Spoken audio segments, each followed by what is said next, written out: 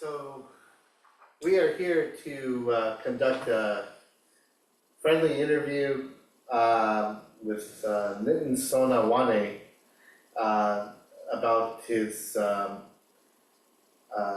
initiatives and projects to promote peace. The interviewers, my name is Jay Lula, and this is Arooba Cosme, and so we'll just introduce ourselves and then we'll get started with the interview. So I grew up here in the Bay Area in Silicon Valley. I'm an Indian American, and I attended very good schools and worked in the tech industry for several years, in the data center industry, and now I'm interested in data science. My mother and I have always been involved in the community. When I was in high school, my mother and I started the Gandhi youth camp in the summer for it's kind of a rite of passage for Indian kids to learn the values of Gandhian values of community work, truth, respect for diversity, different religions, cultures, and the camp was conducted by Mr. Subarao, who was a life worker with the Gandhi Peace Foundation, very famous man. He has since passed away. The camp has now been managed by Abe Bhushan, who was a technologist who played a role in inventing email. He was the one who invented the protocols used for file transfer and email. And now he's a venture capitalist and community worker. So that's enough about me. I'm hosting Nitin here at my house for a week while he prepares for his next big project, which we will be discussing. So Arooba, why don't you introduce yourself? For sure. I'm Arooba Cosme, and I'm an independent journalist, also a blogger. And my background, though, is in tech, but I have a very big, strong passion for media. And that's why I'm here with Nitin Sonawane and yourself. Yeah. Great. And so let's get the interview started then.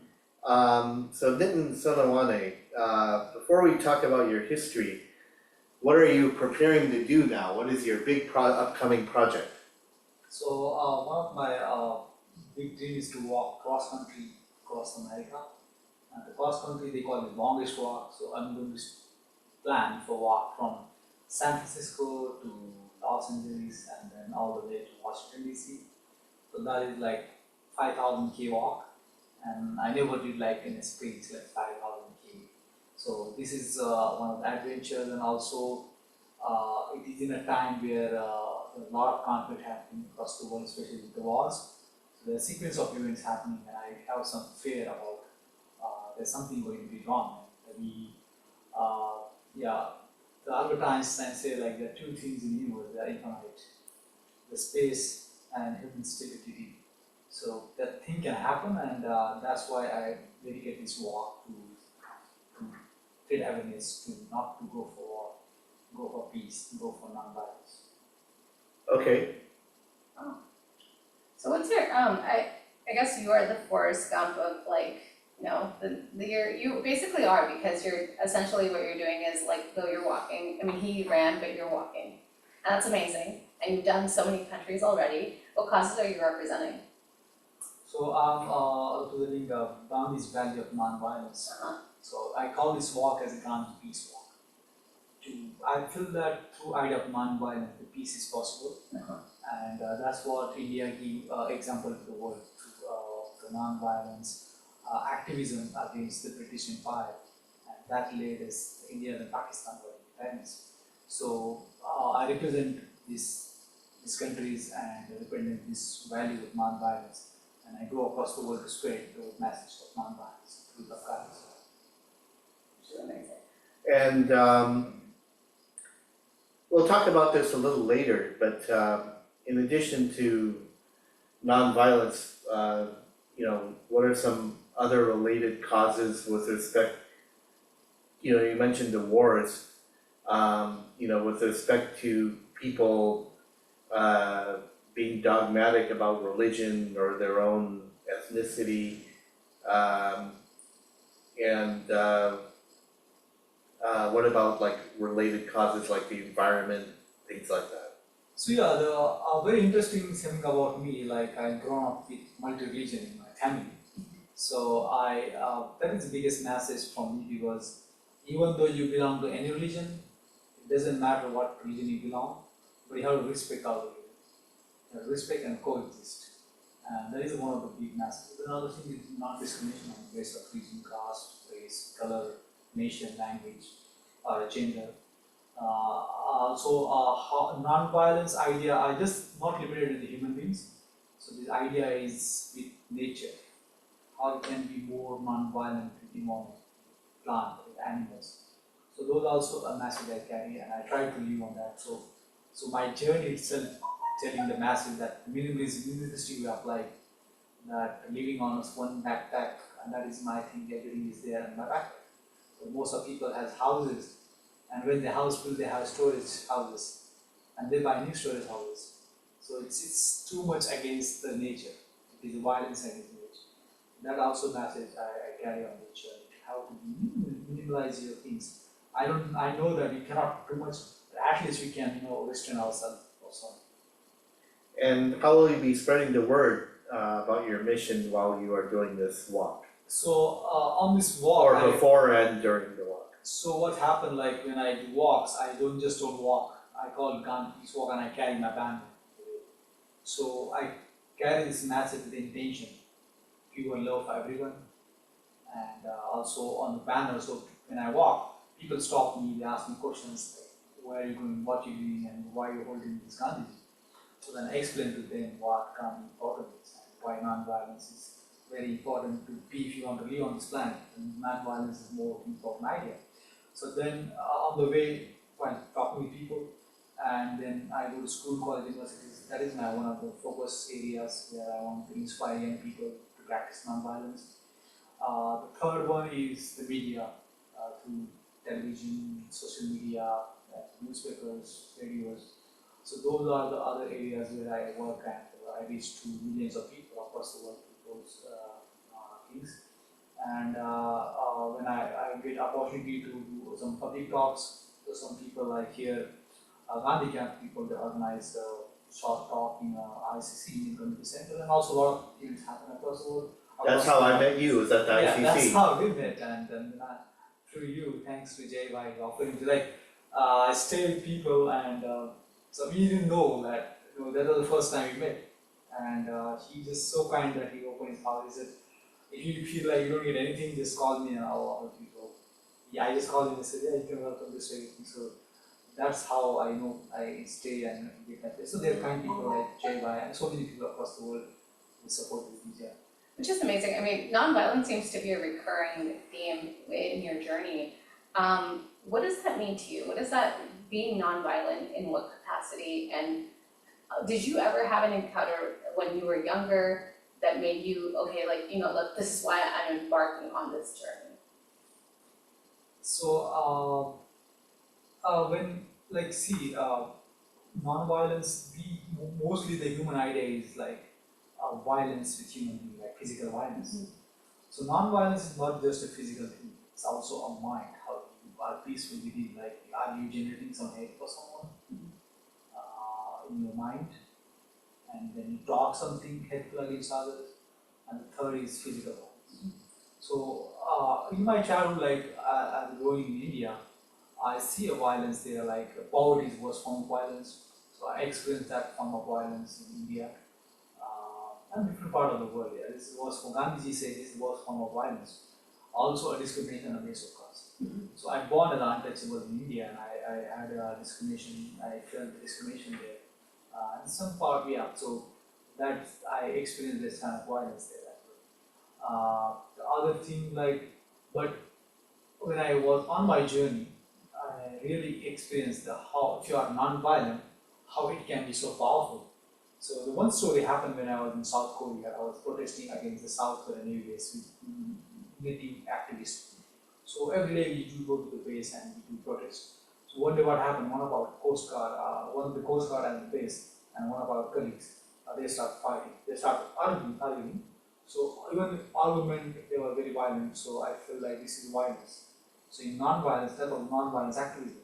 So I felt I should do something. So what I did next day, I took one flower and I went to the Coast Guard and I said, "You're a good person. I give you a flower." And he replied, "No, I'm not a good person." I said, "What to do?" I said, "Just be kind with people and don't be harsh on people." And I left. The next day I went there and this Coast Guard said, "Hey man, come here." I said, "What?" He said, "I want to take selfie with you." So this is the, this is the idea of Gandhi. If you go with the love, not like Gandhiji was fighting against the British government, empire, which was exploiting people. But he never had he was not fighting with any individual. It was a deed that they did. He was against that, what the British was doing, but not in individual British he was hating. Yeah, fight the sin, not the sinner. Sinners. So sin he was fighting. There's no sinner, there's only sin. Sins. And he went to Britain. When he went to Britain, a lot of people come to welcome him. There was no head against him in Britain. And they put Gandhi statue in Parliament Square in London. So that is, I think, the idea of non-violence. It is with love. And it comes with, the higher state of mind also. Once you are in a higher conscious state, you only see the love. And your action becomes non-violent. And you are more dull, like you take a wild action, like in the forest, when some wild animals attack each other. It's natural instinct of animals. As human beings, we surpass that stage now. We are in a good stage. We have houses, we are protected by house, we have enough food, education, healthcare. So I think so. You don't need to go back to the forest and act like animals, like the way they do while we are grown human beings. So we are capable to do things more peacefully, and doing things peacefully called non-violence. So back to the walking, what will you do about food, water, sleeping accommodations, things like that? Yeah, it's very interesting because all my journey is based on kindness of people. So wherever I go, I just, on the way, people very kind. Like many people get curious, like, why are you doing like that? Like I was in Sudan, I was walking on a street and it was so hot. And I went to one farm and I see water. I said, that's the best time to get deep inside water and cool down my body. And then I cool down my body and this farmer see me. I said, "Oh man, where are you from?" And then I said, "I'm from India." Oh, he said, "Come to my home." And I went to his home and it was iftar time, like they're fasting for Ramadan. So they offered me, I went to his home. He put a big, bed for outside for me, like one bed outside. Put a fan for me, a cooler, some water, and he offered some dates and some food. After in evening time, like whole family gathered, we had a iftar party with them, and so that's how my journey is. The people on the road. So this actually has a spiritual basis in both. I think in most monastic traditions, Hindu, Christian, Buddhist, the ascetics rely on the generosity of other people, and that's the basis of this approach, right? Yeah, so this is, I think so, is coming from India because I'm born there, so I know the stories of Buddha. Wandering monks, you're like a wandering monk. Monks, yeah. You're a nomad, yeah. Yeah, nomad and the monking, like the tradition of India is very rich in that way. If you want to know the truth, a lot of people they left their home and they seek outside. And they just rely on other people's donations. Because it has a meaning that if I live on my You're putting your trust in humanity. It's the trust also, and it is also ego that you can destroy in yourself. That you are not like something great or something, you are part of that. So when the ego comes and when you people offer something to you to just try. So every day, someone offering to stay, you give them like water, you give them like. So this is also a great practice for you to just connect it to the ground. So what kind of mental, physical, and financial preparation goes into this project? So yeah, mental, I'm like inspired to Yeah. walk. We'll take straight. Okay. I'll go get it. And then No, you continue. You're being interviewed, you have to. That's okay. Hello, sorry. Interview. Yeah, going on. It's still happening. अच्छा मैं पूछना है कि आपसे क्या कब तक यहाँ हैं? कल होंगे आप? अच्छा मैं सरसों का साग बना रही हूँ तो मेरे पास चीज़ें नहीं थी तो मैं लेने जा रही हूँ तो मैंने कहा एक्सक्यूज मी सॉरी मैं बीच में आगे मैं कल कितने बजे तक? कल हो लंच के लिए शाम में नहीं शाम में भी हम दोनों हैं। अच्छा ठीक है आप होंगे यानी कल हैं ठीक है क्योंकि कल ये नहीं होगी तो मुझे पता नहीं फिर मैं ओके कोई कभी भी नॉक करना ले लीजिए। Okay bye Thank you, Auntie. आपका नंबर लेता हूँ। ओके आपको फोन करता हूँ। Okay, let's just start from this question. Yeah, just continue. What kind of mental? Yeah. Okay, so what kind of mental, physical, and financial preparation go into this project?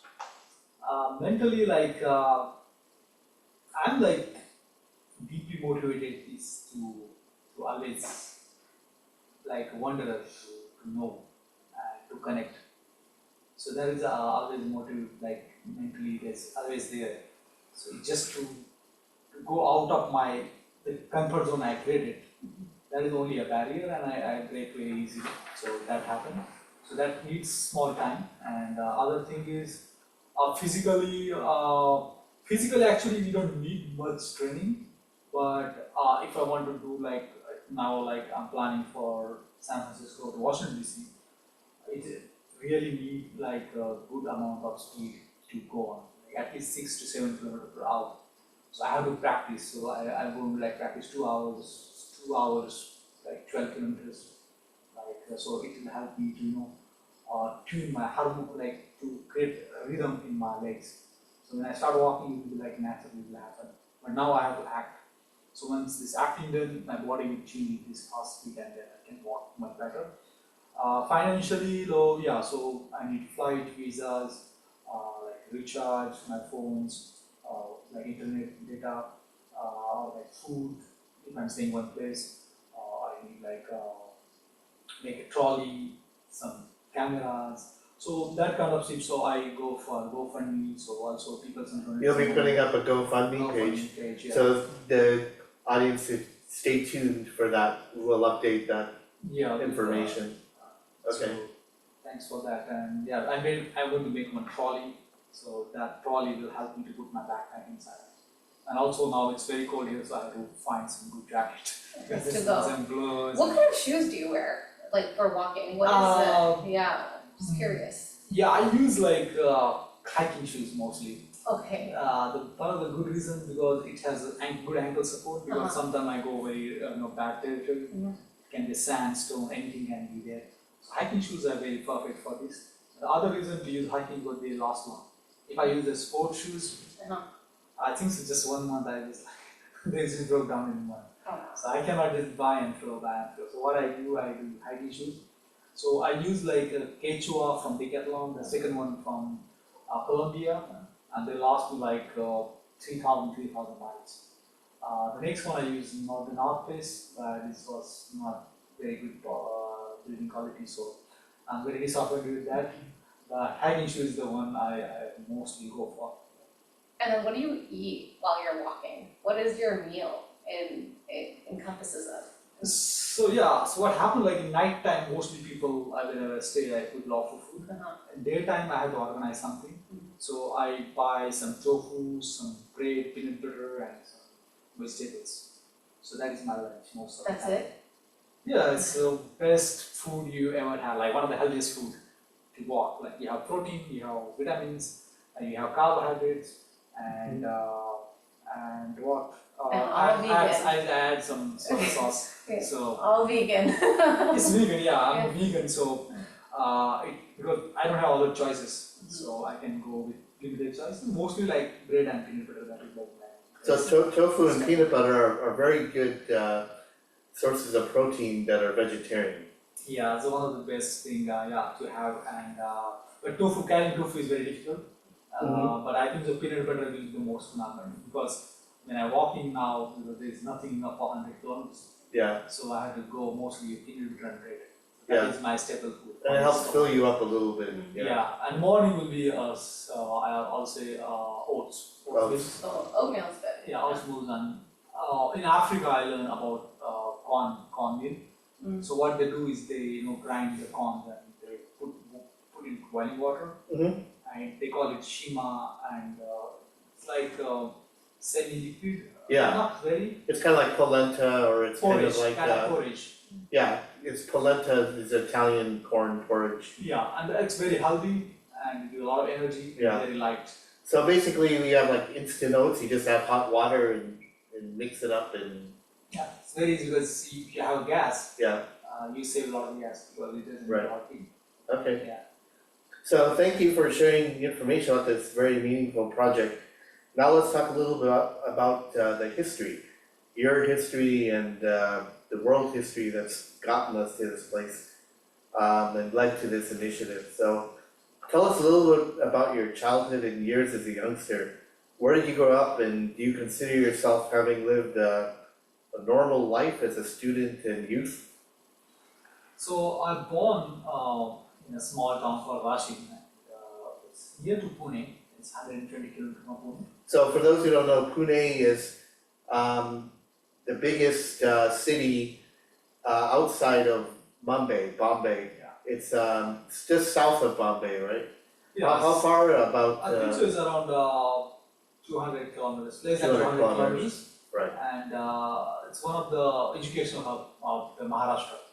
Yeah, so it's in the state of Maharashtra in India. So the people who live there are called Marathi. Marathi, yeah. So I speak Marathi and Hindi and English, so 3 languages because it's like normal there. And so I grown in a small town. I had my high school in my town, and for engineering I went to Pune. But the interesting thing about my family is also my village actually. We have in a small town, and it has church. It has a lot of mosque. It has a lot of Hindu temples. It has Buddhist temples and Jain temples. So you were exposed to a lot of different religions. Yeah, and it's not just it's religion. It's a different culture also. Like Islam is like it came from Middle East. So the culture of Middle East, that you can see there. Yeah, Because some form of culture shift can happen. and also like the Islamic architecture. Yeah, and the language, because Yeah. we can see that in small town. Uh, Christianity also, but it grown mostly like in Europe, so there's Yeah. some culture from Europe. Yeah. From Buddhism and Sikhism, like it's Indian, but still Buddhism and Jainism, that's pretty new because most of the Jain, they migrated 200 years ago.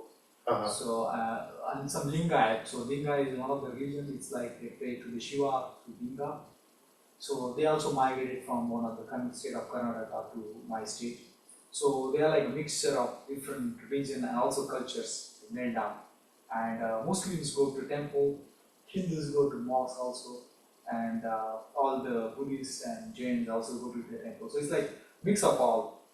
So we have every year big ceremony of goddess. We go around town. So everyone, like all different religions and the caste people, has some role to play inside. So Muslim has some role to do. Hindu has some. Everyone has the role to play in that. So everyone is accommodated, and everyone lives so happily. Like we have our neighbors in Muslims, maybe sometimes Christians. So, but within my family also was a big thing. My mother's, I'm like Hindu family, but my mother, she was very sick, so she started praying with Jesus Christ, and some father prayed for him, and she did better afterwards, and she had generated faith for Krishna, Right. for Jesus. So she started praying for Jesus Christ, and she accepted Christianity. And I used to read because she cannot read, so I used to read Bible for her. Mhm. My father used to practice Ramadan, Islamic fast. Yeah. Once a year. Okay. And he used to go to mosque for iftar to end up that fast for a day. So I used to go with him in mosque. So there is a lot of this cross, practicing of religions, and people are very open about exploring other religions and. Definitely, yeah. People are pretty open about practicing other, like even some Hindu, like some Muslim lady, they also practice Hindu fasting. Right. So it is like a cross. It's like living together. This is a way to learn from each other. Yeah, and it's that way. I think all across India. I mean, India is Yeah. kind of like the spiritual Yes. source of the whole world. All religions have been able to practice peacefully in India, especially in the big cities, right? Yeah, it is in town also. I can say town is pretty good. Like in towns also, all religious people are living quite nicely, because in Hinduism there is the idea like there is no one God. So Right. even the God from Christian or Islam, then there is a foundation. There is always a space, and that's why Islam came. I think so in 8th century, and Jesus. I think Christianity also came 1st or 2nd century. Something First like that. century, yeah. So they came and people accept and people start practicing. So Yeah. it is a land of to live together. It is very complex to see India as 1.4 billion population, and still they have space for each other. Yeah. Although there is a conflict, and the conflict will be there because we are human beings. We are Right. stupid animals sometimes. Right. Like in my near our hometown. One of our favorite street food is vada pav. So there was Hindu and Muslim guy, and they went to this shop and to get to restaurant to get vada pav. Mhm. So who will get first vada pav? Mhm. Because of no, he got first and I got later. This fight from vada pav becomes like Hindu and Muslim fight. Yeah. So this is very funny sometimes. How stupid we are like sometimes to go. Yeah. And the other thing I want to comment is now being here in the U.S. This is a Christian country. I think even though officially our Constitution clearly states that we're not associated with Christianity or any other religion. We're democratic with respect to religion. Culturally, we are a Christian country. One of the misnomers is when I talk to Christians, some of them think I think it's kind of a trick they play actually. To promote their religion, say, you have to go through Christ to get to God, and therefore you have to be Christian. But the thing is, all the religions respect Jesus Christ. It's a misunderstanding that you have to be Christian to respect Jesus Christ. Hindus and Muslims and other religions, they also respect Jesus Christ. Yeah, like Gandhi was the biggest follower of Jesus Christ. Right. And practitioner also. And there are a lot of Practice similarities. When you read the Bible, you probably found a lot of similarities between the Bible and the Gita and the Islamic and Quran, and they're all very similar, right? Yes. So I think it should be similar, and it should be focused on humanity. Right. That's what's important. Okay. So, and then what subjects did you enjoy while you were in school? What? What subjects did you enjoy while you were in school? Oh. And what Did you sports sports you and play? activities Yeah. did you play? When you were before you started this, embarked on this journey, I guess, what was life like for you? Like unfortunately in India, the only one play is popular. I think in Pakistan also, it's cricket, and there was no other choice because everywhere everyone playing cricket, so we are having no choice to learn different games in village. In cities there are chances, but in village there is nothing. So I was playing cricket, and the subject I like, I think so I can say science. That was an interesting subject for me. Yeah. Any particular science or all sciences?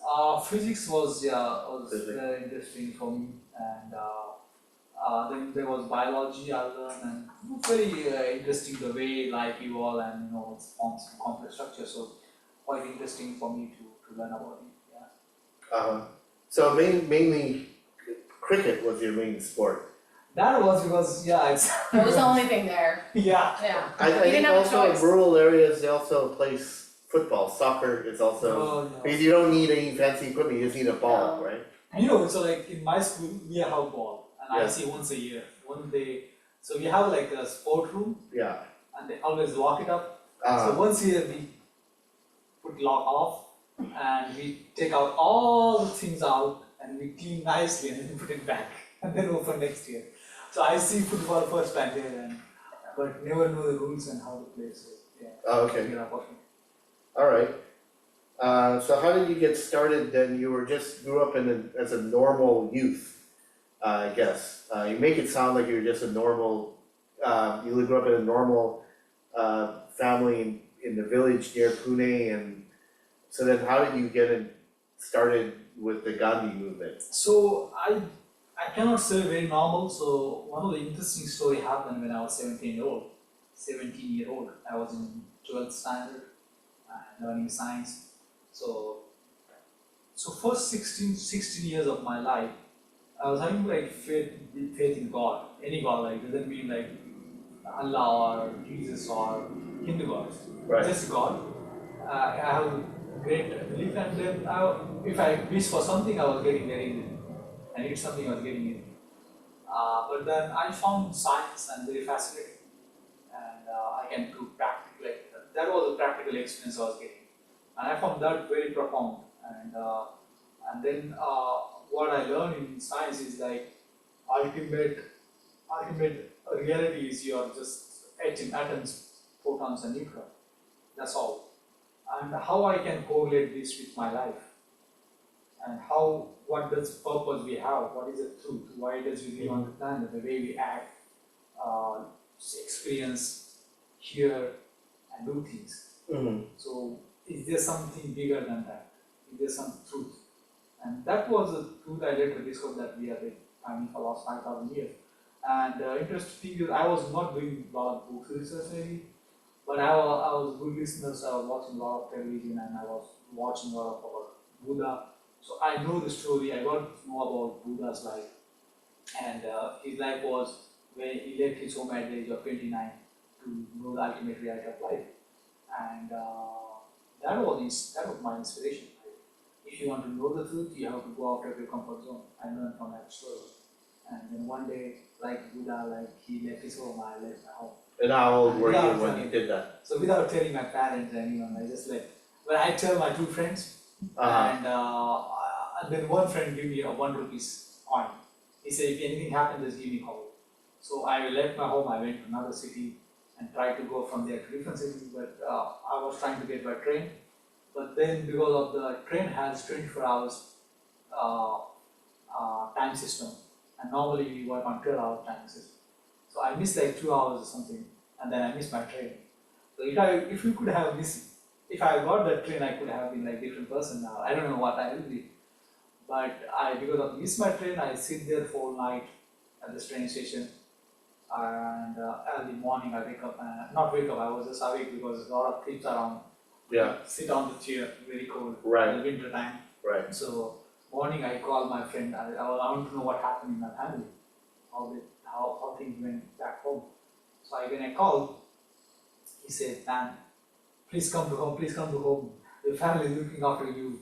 They complain to the police and they are looking everywhere. I got so emotionally like down. I was like, oh my God. So hard, it was very hard for me to listen that. And then I went back home. And my family didn't say anything to me.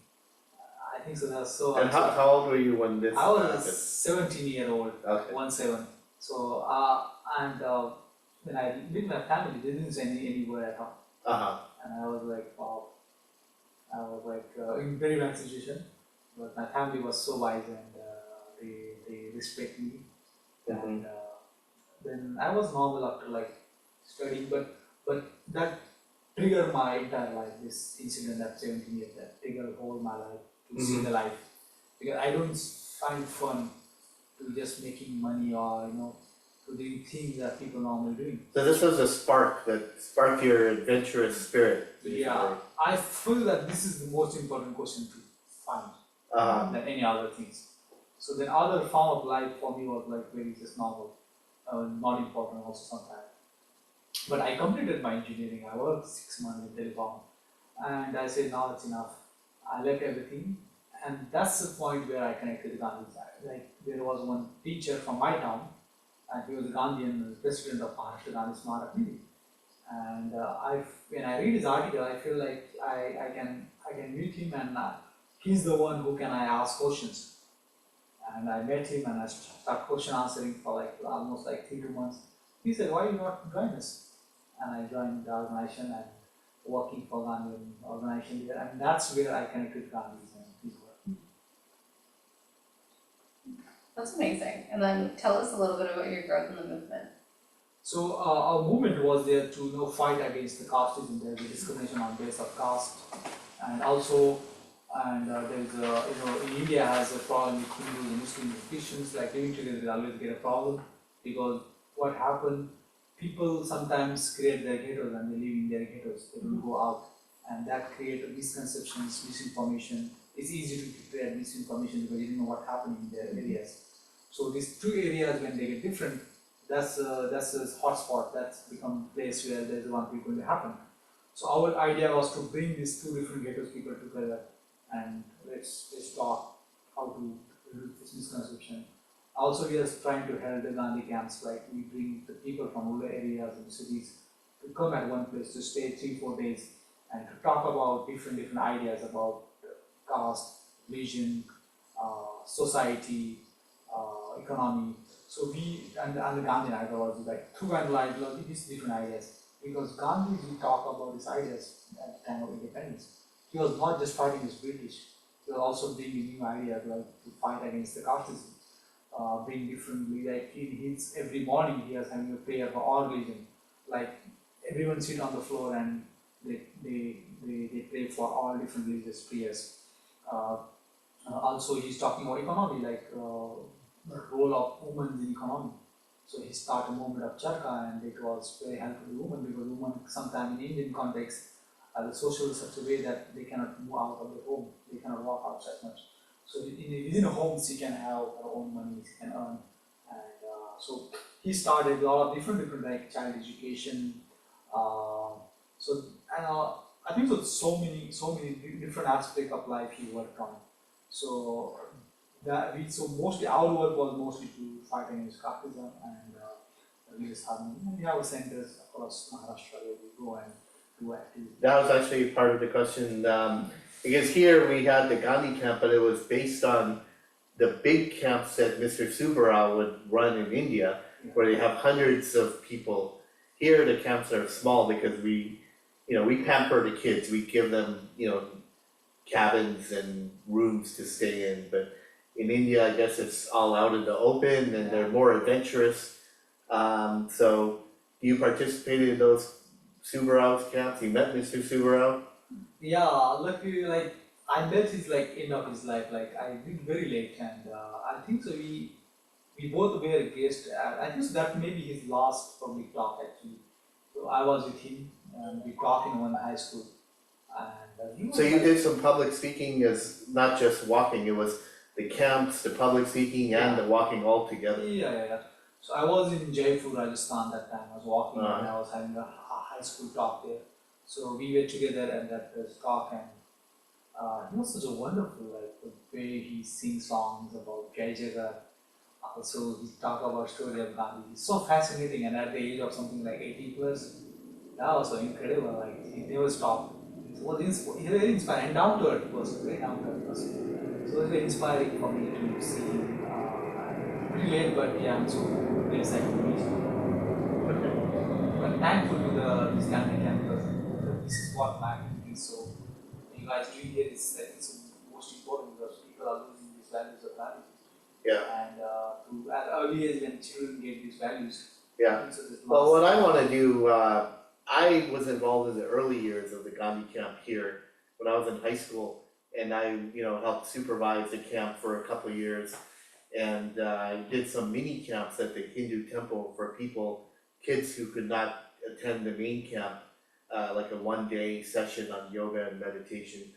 But I think now it's time to expand the Gandhi camp on the global stage.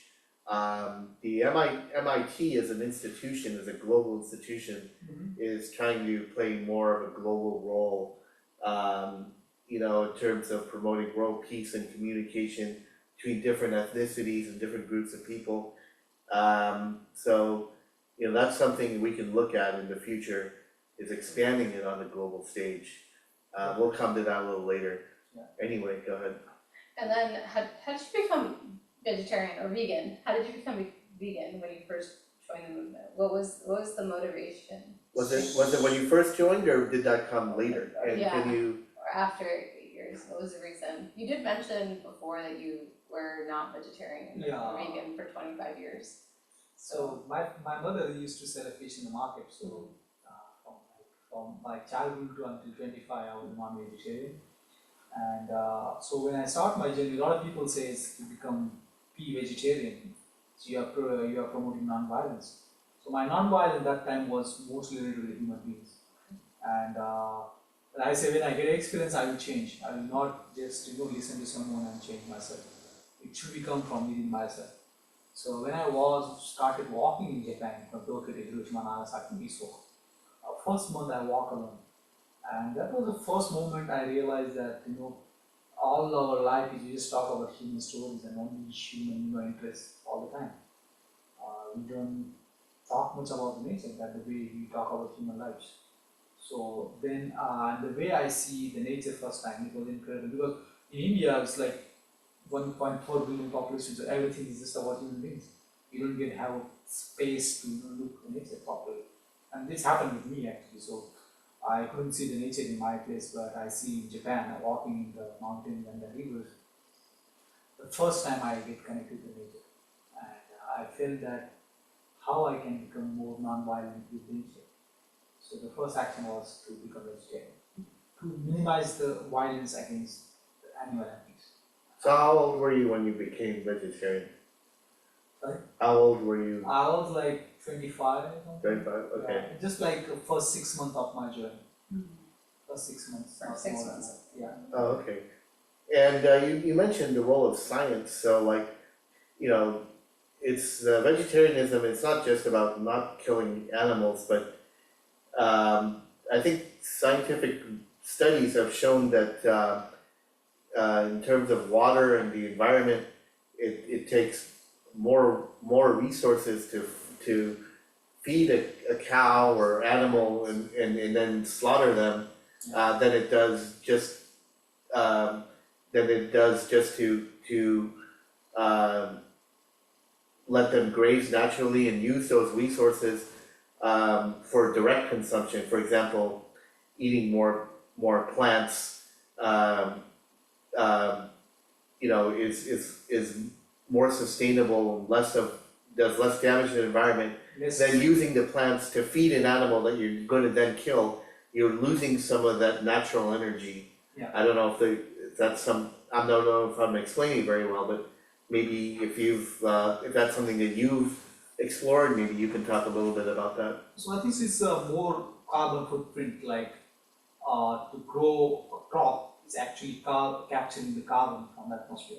Better than it is than going up the chain to grow the crop, to feed the animal, and then kill the animal. There is the involvement of human and machines, so we have to transport things to the different place, Right. and transport animal to the different place. So there is a lot of transport carbon emission, and at the same time the cows, they secrete like a lot of methane gas. It's also not good for the environment, and so that is, I think, so one part is the carbon emission, that is a lot with animals. But the other part, I think, so in the whole human history, most of our viruses, like either COVID or measles or plague, they came from touch or by food through human life. So most of the viruses come from animals. And in the future, if you want to prevent the big crisis, I think so to go vegetarian is the more best option for us. Yeah, because then they pump the animals with all the antibiotics, Yeah. and then it leads to more resistant strains of germs. Yeah, Okay. and that also, and the third thing, I feel like it's wonderful, the body, because first time I feel my body better. Because when you eat like very clean food, that you know what you're eating exactly, how it's grown, and also it's simple. So whatever you eat, you create some kind of sensation in your body. So if you eat simple food, it creates very simple sensation. But if you very intricate like the meat, so meat is very complex and it needs a lot of energy to digest. So in this process of digestion, it's also not good for spiritual practice because you lose your consciousness by the time your mind gets dull. So if you eat simple food and limited amount of food, you always become conscious. And also vegetarian food, you feel very light and very, also you feel very moral. It's one of the good practice to always remember, always to control something on the body. It helps us to control the mind. So that is also very helpful. Okay, but you never had like a craving, like, oh man, I miss eating chicken or some, meat or anything? I don't think so. I had that craving at all. Okay. No, That's it's more- amazing. Yeah, I think so it's very good. It's about. I think so it's all my journey. Mhm. But I focus more about the nutrition and proteins and things, Yeah, not the taste. okay. So I don't want to entertain my taste. Taste is just for only 40 seconds. So just for 40 seconds, I don't want to get confused. Okay. You don't even want to engage in it. I don't know what happened because whatever people offer you, like first part of my journey, I was eating anything, I didn't ask. But later part of the journey, I was restricting my food. So when I was in Central and South America, I was eating rice, beans, and eggs. That was my meal for for 6 months. So I can go for one meal for like a year actually. Okay. So, for the next part of the interview, let's talk about your experiences, focusing on your walks. So go ahead. How many years have you spent walking for peace? I mean, How many years? oh yeah, so it's been, I started 2016, so it's almost like kind of 8 years or something. Yeah. And incredible 8 years in 51 countries I did walk, and some countries twice or thrice, like South Africa, USA, India, and these countries I walk twice. Which is amazing. Wow, and then did you want to? So, obviously, you probably started by walking, you mentioned different countries, and we'll get to that, but you probably started by walking up and down all across India. Did you cover most of the Indian subcontinent? Did you go through all the big cities? And were you able to come up with a scheme to visit as many villages or rural areas as well? Yeah, walk I think so it's one of the best way to to be in city and village at the same time. You've been walking in a small town for 4 or 5 days and then So before you went to other countries, did you first start walking all across India, or you didn't do so much in India, you just immediately started going to other countries? I started only I just did a cycling in just India for like a month something in India, that's all. And just like in Maharashtra trip. So we didn't get too much time to do it at India. But when I came back to India in 2021, I did India from from Wagah border from Pakistan because my intention was to walk in Pakistan, that I didn't get opportunity when I was in Afghanistan.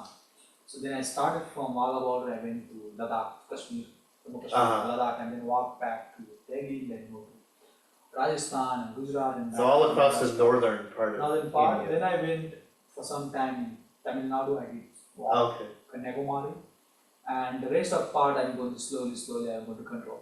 Once I get invitation, and I cover a lot of college universities like many colleges. I don't even remember the names, but I can say many high schools and colleges across India. Like Ferguson College, where the Gandhiji was. The same stage was Gandhiji was speaking. I got opportunity to talk on the same space. So when I was in India, it's been many years. When I visited Delhi, I went on we had a driver take us out to the Ganges, to Rishikesh, and you see all these merchants on the road waking up early at 4 or 5 a.m., filling their carts if they're good, and people going both directions, taking it to the marketplace to sell everything. Did you have those experiences, seeing all the people still living very simple lives, like just as merchants carrying their crops and other items? Yeah, so one of the interesting things I was in Peru, and a very beautiful life. Like this is a very rarest part of the world that remain.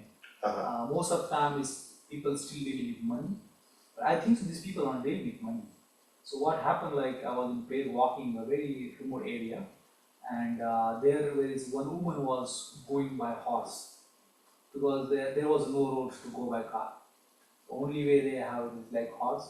So what they do, like they take some sheep in the morning, they go to the market, they sell one sheep, they get some money, they buy some rice, their minimum needs for their next couple of days. They come back and always they have one sheep, so they eat one sheep for 15 days, and that is that the rice, potatoes, they grow potatoes there, but some other like oil, salt, and sugar, so they buy from the market. So that is like the simplest form of The old style of barter and, yeah, and they have some like, it's like very remote just than, minimal, just survival. that's all, like very hut which is made of like just like a wood and Yeah. some grass, and minimum some tools they need for to just to know to cook, Okay, and a fire to just keep the heat, because there is no heating system, no light, no electricity. So the fire is their source of light and energy. right, That's also the life. So it's Right. beautiful, and some part of the world people was trading like in the like maybe 50 years ago in India rural part, people grow and give their grains and get something from there. But in Georgia I see people was trading potatoes with shoes. They give potatoes, one bucket of potato and get like 2 chappals or slippers. wow, That's So all different combinations, huh? Yeah, Okay. that's interesting. Yeah. Alright, What's the time? it's now 7:10, so yeah, we gotta speed up, but Okay, go ahead, answer. I might your have to question. leave though, because I have to leave at 7, I think I told Jay. Okay. Yeah, I do have to leave at 7. You want me to just conduct the rest of the interview? Yeah, that would be okay, Okay. let me just Do we like, need a camera? Well, there'll be TV, do He you has wanna to- keep your phone and I'll return it to you in an well, I hour? kinda need my phone, Oh, you need because phone, okay, yeah, got I it. need my Alright. phone, yeah. Okay, Yeah, let me just ask my, okay, no problem. yeah. Hold on. Let me see. My phone is set to me. Oh, we missed the Pakistan. Yeah, like he is. That is the goodest part of the journey. That was actually, or how long are you here for? He's here, we'll have other opportunities, he's here for a few more weeks, so. Okay. yeah. I mean, So don't worry about when you come back from your conference, yeah, we can do another interview. okay, we can do a continuation, Right, yeah, that Oh, yeah, was then good. you Well, I'm gonna continue now, but if you wanna do, like with your phone, we can Okay, we can continue. do one of Because, that. Okay. Zoom is very different than this one. Yeah, your phone is better quality Yeah. than this, so anyway. iPhone is very good. Alright, so continuing, you mentioned various occasions people joined you and hence your walks turned into a group activity.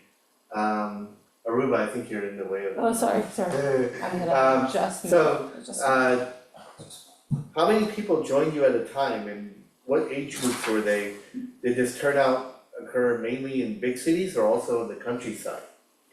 So walk goes everywhere. So one of the in India, when I was in India, there was like I think 30 people joined this walk, and we walked to different villages and cities, and it was a big gathering.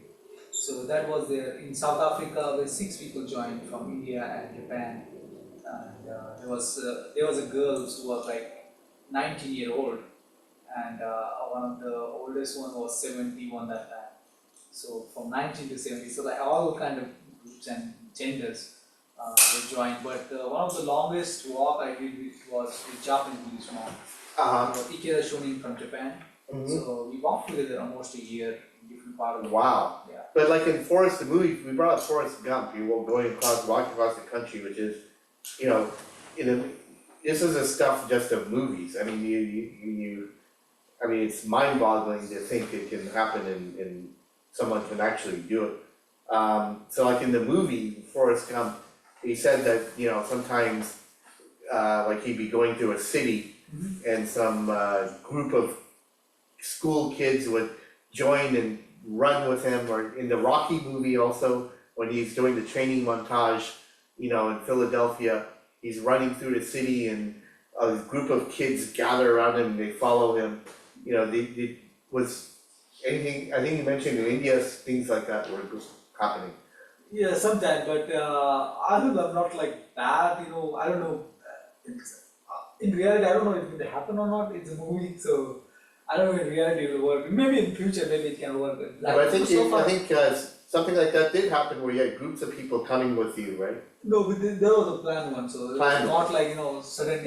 It was not spontaneous, but it was Yes, planned. but yeah, it So was, what should sometimes tell us a little bit about these group walks that you did. it was like, so these people have a similar idea to promote peace also, so they Uh-huh. have a similar thought process. Uh-huh. And we want to walk together. So that was the thing. I feel that South Africa was the place where Gandhiji Right, was become Mahatma Gandhi. right. So that was the inspiration to bring people at South Africa to understand his life and Mhm. journey, and also at the same time to talk about him and also Martin Luther King, Nelson Mandela. Nansen, So yeah, we did a Gandhi 150 to Mandela 100 peace walk right. at South Africa, and also fantastic journey. Was a lot of people supported that. It was without money, so we was having 6 people walking in a one line with the trolleys or luggage, and we go to the schools, and sometimes fire brigade will stop. Now they will ask, can we stay? Sometimes we stay in police station and prison also, but without crime. They let us stay in prison also. Mhm.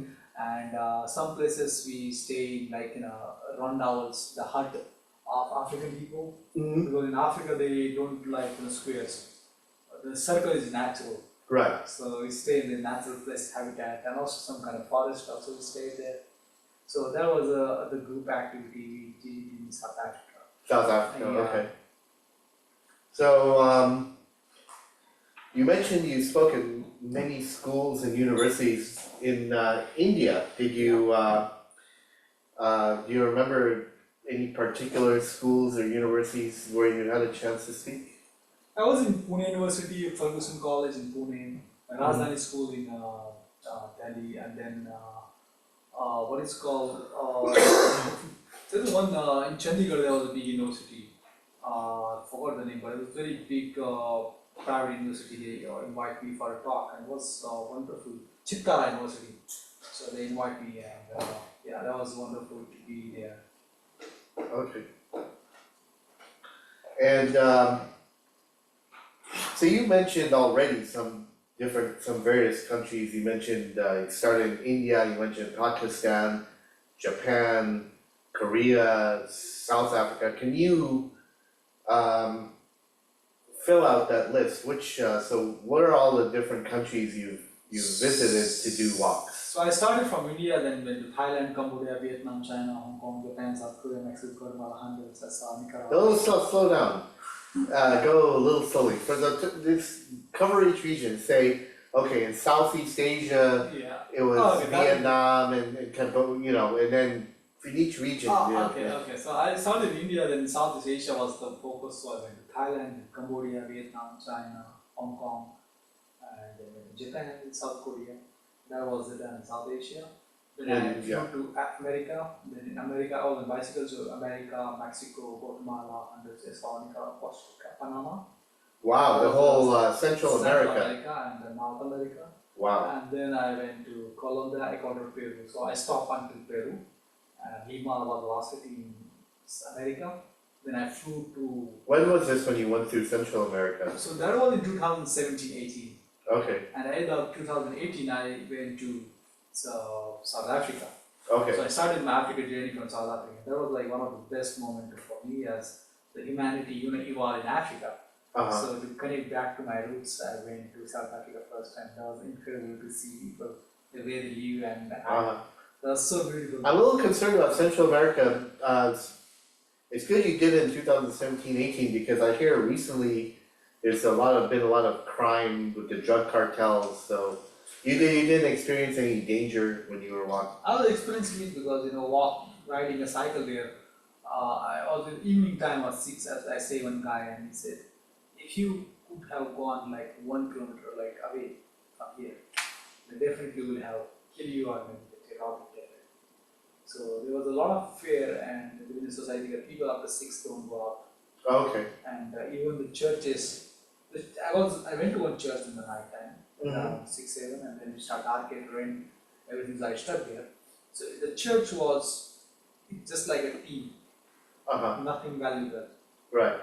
But there was a one man with a gun to protect the church. Mm-hmm. And I asked, can I stay? He said, no, we cannot stay. There is a lot of gunfire here, so we can allow you to stay here. Mhm. So in the middle of like around 19, it was very dark. I turn off my battery of my bicycle. I go in the dark so people cannot see me on bicycle. Mhm. I hit to the city and I tried to find a place. I went to a hotel to stay for a night. The hotel didn't open the door. I don't know, it's fear or something. Mhm. Hardly 2 or 3 people in the city. What to do? I was confused and I was a little fear, like what to do now in this position. And then I remember, like, I was in China, I stayed in police station. I said, let's go. Then I looked on map, I found a police station. I went to police station and I asked, can I stay for a night here? So you're welcome. I pitch a tent inside and I sleep for a night. That is the safest place to get. And I see there a lot of fear. So for even the $2 they can kill you. So, Wow. So it's a very dangerous country to be. It was, and I don't know what right now situation, but it was not so good to be. Because I stayed with one of my friends. He was well off. And, This was in Mexico, no, this was in I think it's in Guatemala. Guatemala, okay, But no, sorry, I met him in Honduras. okay. So he was from Honduras, and I was in the city, and so the poor area was normal, like there was not too much security. But if it's like rich area, Mhm. they built a wall like almost like 10 feet big wall, and on the big wall there was electric fencing Mhm. to protect the whole community. Yeah. So the gate was big gate with all the protection and the guard. So you can see the fear. The rich people was living in a prison, and poor people was in freedom.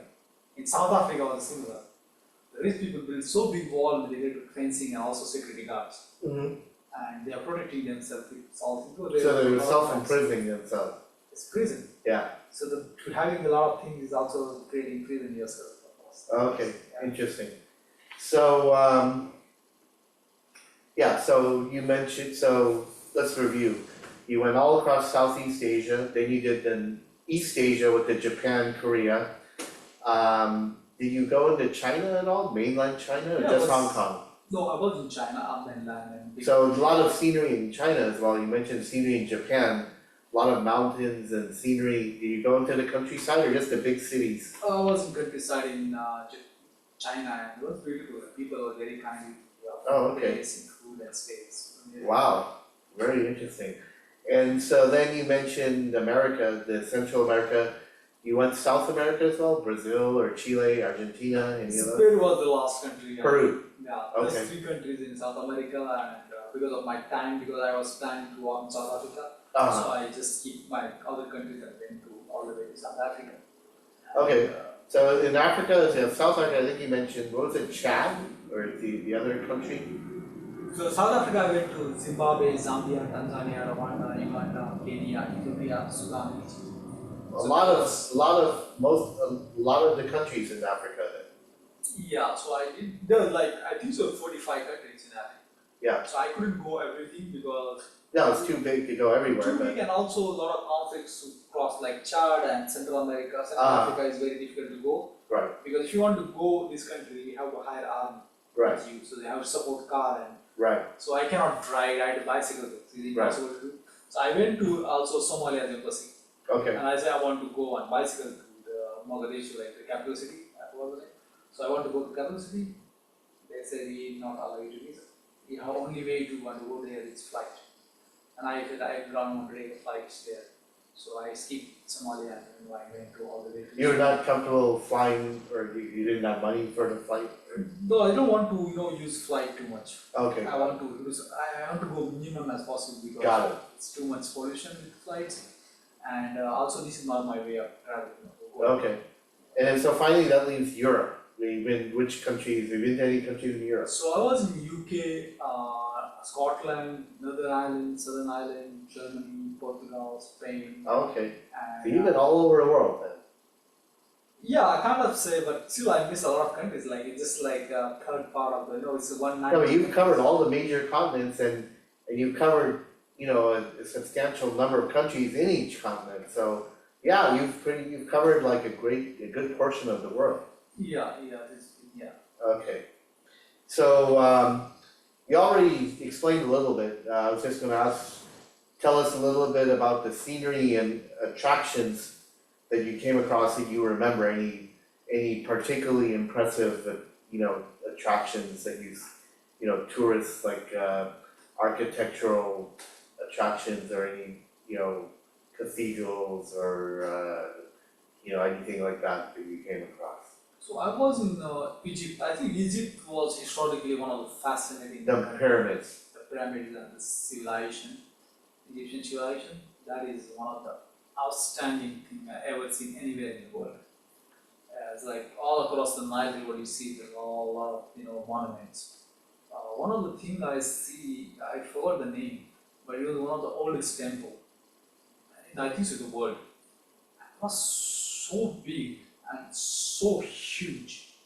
The complex was so huge, and the temple was so big. Like they have like hundreds of pillars, and the one pillar is almost like 20 feet big long, and the diameter I think so around at least like 1 meter long diameter. So you can imagine, and it's a pillar and it has a script on it, and it's like almost like 6,000 years.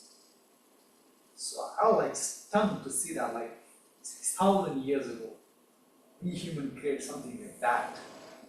So marvelous and so beautiful and so accurate. A human has a great capacity to create something in now and the past and the future. So I was so amazed with human civilization and the stories along the story how they did it. It is the story that creates this kind of moral structures. And also the research and science is definitely there, but it started with the stories. So that was very interesting to see in Egypt. Egypt, okay. Yeah, and for the nature, I found Peru was so fascinating. As Peru, okay. very interesting as if you go across the coast, you have one side ocean, and just the left hand side is desert. So it's hot, it's humid, and also you have breeze of air. It's a breeze of air coming from the ocean. Mm-hmm. The Pacific Ocean, so some coolness is there. Right. So if you go a little more down, like in the land, there's a mountains. So the mountains, they are dry mountains, and then go a little bit higher to the Andes mountains, the snow is there. Right. And when you cross the snow mountains, then you go down, there's the Amazon forest. Wow. So within like, So all types of geography. like ecosystems you can Yeah, find. ecosystems. Within a one day, Yeah. you can cross the whole, All of everything in Yeah. one day. Only in Peru. So that was incredible to see that, and it was so beautiful. Okay. So what about people?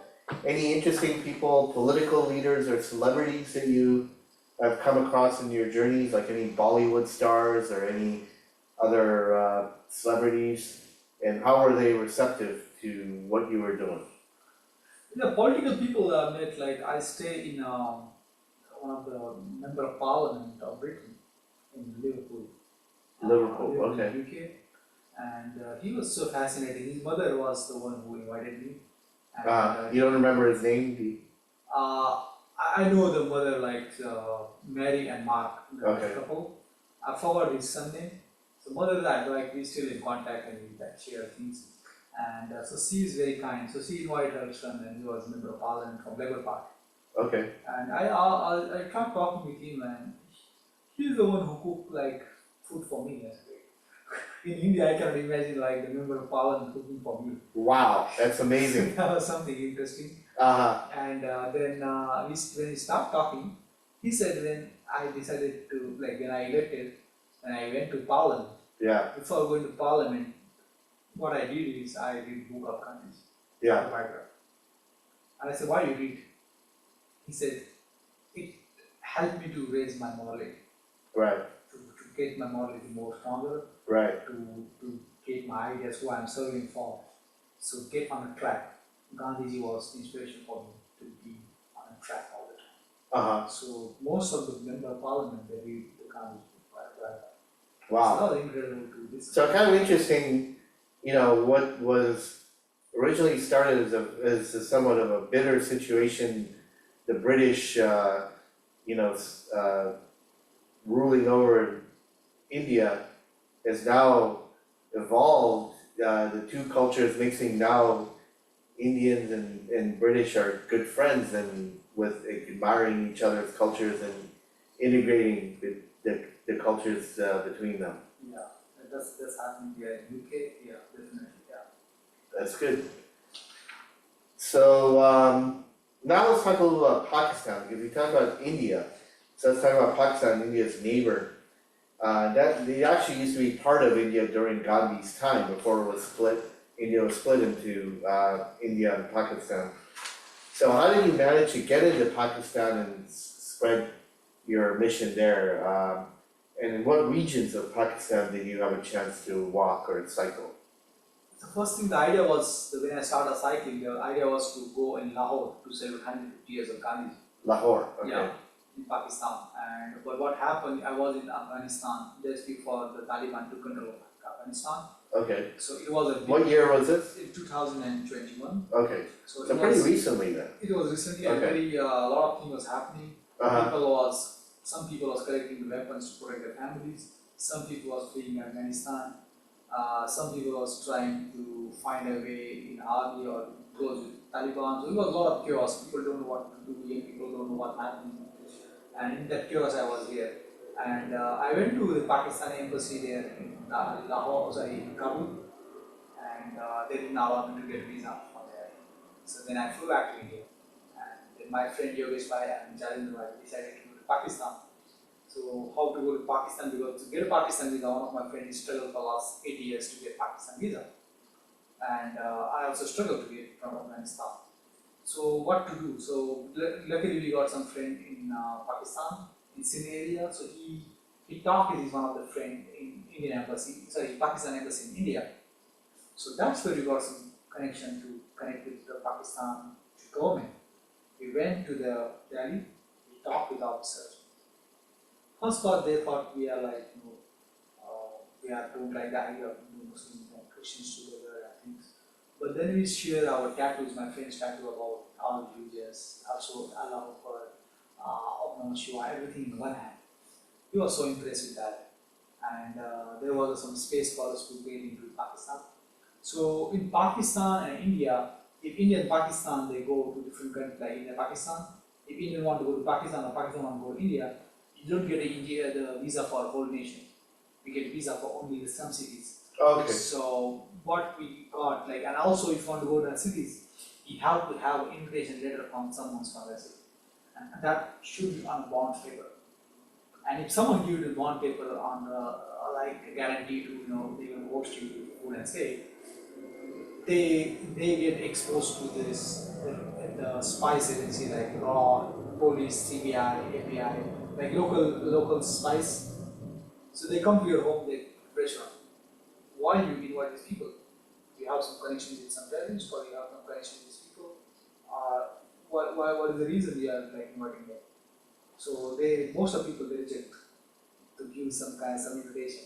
oh, okay, But luckily 2 people give very easily. The one person in Lahore, it took some time to because he has some fear. And he has his past because he worked in a Pakistan relationship. So, but he and then due to this visa, later. But to get everything, all document, I went to the embassy, I submitted everything. It took me like around 3 to 4 months to get our visa clear. Because all documents go to Pakistan, they verify who we are exactly, then send the document back to India, and then they invite us. So after 6 months of struggle, I finally got a clear of visa. And I think so. We went Pakistan on around the 24th of July 2022 to Lahore, and the same day we went to Karachi by train. So we did a peace walk in Karachi with our friends in Pakistan, like 56 we were walking together. oh, okay. That was a big impact in Pakistan. So this is like the group that walk, like I asked about earlier. Yeah, so three of us from India, and then like many people from Pakistan, they come and we walk together. That was the central news of attention. Everyone was talking about us, and it was national news. And next day was people was flooding to our place to see us, to meet us, to greet us, to invite us for food, to invite us for music, to invite us for dance. So they organized a dance party. That's when the floodgates open. Yeah, so people was just like so crazy. They went so crazy that they were like Yeah, like I was feeling like I'm a president of India and enjoying this lecture. So that also, I was asking if you met any celebrities, you met any Pakistani like celebrities Seema Kalmani is one of the classical dancers from Pakistan. Uh-huh. She hostess and she played music. She did performance for us there. wow. And some of the politicians from the local politicians, they come and they invited for us for lunch. They bring some mangoes for us to eat. Mhm. And also we met some higher officers and they had dialogues about how we can bring peace in Pakistan. Awesome. Also Very the good. judges, one of the big judges in Pakistan, they were us, and we had some dialogue evening, having lunch and dinner.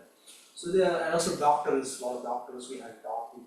So a lot of groups from the ground, from the sellers of tea to the judges, we had a variety of dialogues in Pakistan. Uh-huh.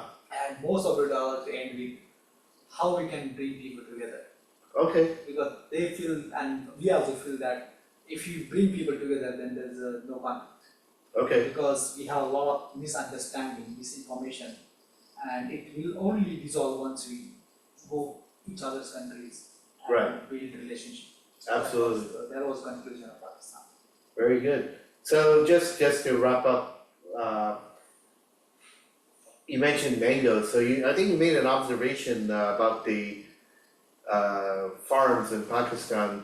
You said they grow a lot of mangoes and what was it, Dates. cotton? Dates and cotton. Cotton, yeah. That was like the biggest thing in Pakistan. I was traveling by train. Hundreds of kilometers just mango trees. Yeah. And once mango finished, then they'd start dates. And just date. And after that, it's just like cotton, then like cotton. Yeah, So it's huge agricultural land because of the Sindh River. right. It's like it's Very fertile. fertile land, Yeah. So that was there. And one of the interesting, while coming back to India, we got a gift of mango tree. It was a chokska, Yeah, chusa, choksa, they say different names in India. right. So we got that thing, one of our friends from Pakistan gifted us. Yeah, And when we entered the Pakistan, like we crossed the Wagah border, this is the border between India and Pakistan. right. So at the border, the Pakistan immigration, they said it's not allowed to take a mango tree, any living, species from India to Pakistan.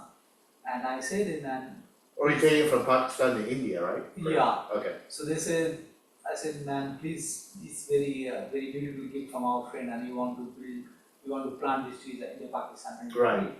Right. And he understand our situation and said, okay, let's take. Okay. And then we put it on a trolley, we were like crossing border, this big crate. Yeah. Open, and they opened for us. Then we took out. You cannot carry your trolley from India to Pakistan to India. You have to keep your trolley there. I put a tree, cross the border, to the other side. Everyone watching like, why did people just carry a tree? And then I went to India side. I went to the immigration. Then the immigration offers a tree. Oh, you gentlemen, you look like educated man. You don't know that this is not allowed to carry a tree. He starts shouting at me a lot. And I said, okay, but I said like he was not listening at all. And then he confiscated that tea. He removed from us and put it somewhere else. And he started examining all things. He started looking, why you have this book and things and that. And he found one basu, one of the flute in India, from India. Mhm. He said, who played that? He thought maybe it's like acting or something. Our friend played. We wish Janendra was the flute master. So he played Vaishnav Janendra. Gandhi is one of the favorite bhajan at immigration. Mm-hmm. And then we said we play a Jai Jagat song. Jai Jagat is a peace song. Yeah. So we play that song in immigration, and he melted down. Oh, okay, very good. He melted down, and while sitting there on the couches, one of the officers came to me and said, "Man, come here. Guess what? Please take your tea back." So then he gave our tea back to us, and we planted that in Pune, and it's growing very good now. Okay. So one side we put grafted this year with what is called one of the popular tea from India. So we did grafting on it. One India side, one in Bangladesh, you can look soon. So it is a tree of India, Pakistan, where the mangoes, the biological, like the plant don't know what is India, Pakistan, we create this border. But the mango when they grow, we're going to present them to Indian president and Pakistan president. Oh, okay, very nice. In fact, one of the similar initiatives they have in the world, I think Arbor Foundation is promote people planting more trees for peace and for the environment.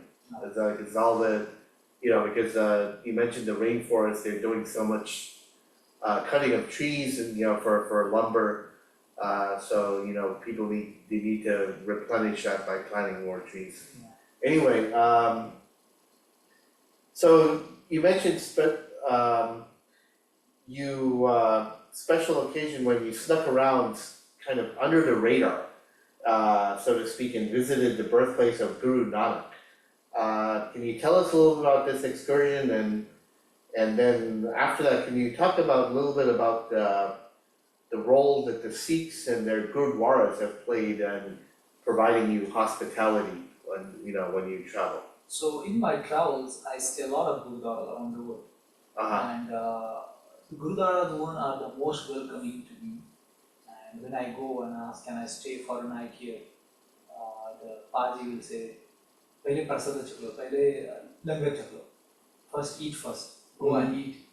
Because in all Gurudwaras they have free meals to everyone, whatever the religion, caste, color, doesn't matter, can go and Right, it's a service to humanity. yeah, So if someone is hungry, he should get some food. So this is the idea was started by Guru Nanak Dev Ji. right. And, Guru Nanak, for those who don't know, he's the founder of the Sikh religion. He was born as, I think, a Hindu. But then he started, I don't know if he set out to start a new religion or just a new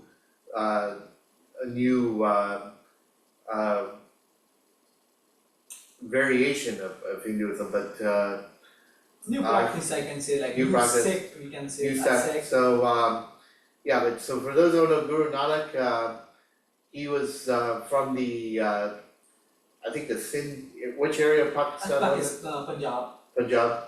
And so he was the founder of the Sikh religion in what is now Pakistan, but it was Punjab, which is actually part of India back then. And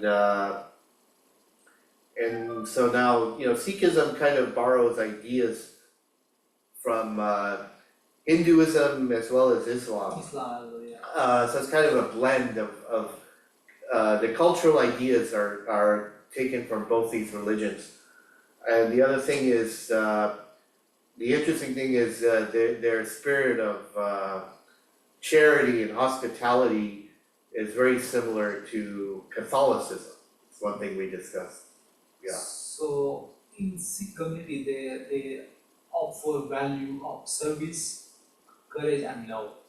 This is like highest value of the practice. And they also are very respectful to people who have courage and to do seva and also sharing love. So when I go, they always very fascinated and very happy to see me and very welcoming for me because Guru Nanak Dev Ji walked 23 years in India, Afghanistan, Tibet, China, and all the way to Iran, Azerbaijan. So he went to a lot of countries around the world. The Gandhi was not the first person to walk long distances. You had other religious and spiritual leaders, starting with Buddha and Jesus Christ. Jesus Christ went all over Middle East and into Asia, crossing the Arabic communities, and then you have Guru Nanak. You say he traveled all across the Middle East as well. So Guru Nanak Dev Ji was one of my inspiration of this journey also. So I was really inspired to visit his birthplace. And then we got a Pakistan visa. He was not having the list. I'm not having the city on my passport. So to go to Guru Nanak Sahib's place in Punjab, it's like close to close to Lahore. Lahore, It's 2 okay. hours journey by car. But due to, I don't have visa to go there, so I took adventure journey to visit that without letting know anyone. So in the middle, like around 10, I called my friend from Lahore and I said, I want to visit Lahore city. First I called him just to visit the city, and when he came on bike, he came to motorbike, so I wear Afghani clothes. So because ISI agent was behind us all the time, 24 hours. Mm-hmm. And then ISI agent, So you were being monitored? he was monitored 24 Okay. hours, and then he see us. I'm like going in the middle of night somewhere. He started to follow us, and this guy was from local, so he just like went to like small streets and gullies, and from Lahore, they know everything. It's very fast that they couldn't see us. So we went to his home first. I switched off my phone, I took my SIM card, and Yeah, speak up a little louder. so I just turned off my phone completely without SIM card. Yeah. And he took a car from there, and we, in the middle of the night, we reached to Nankana Sahib.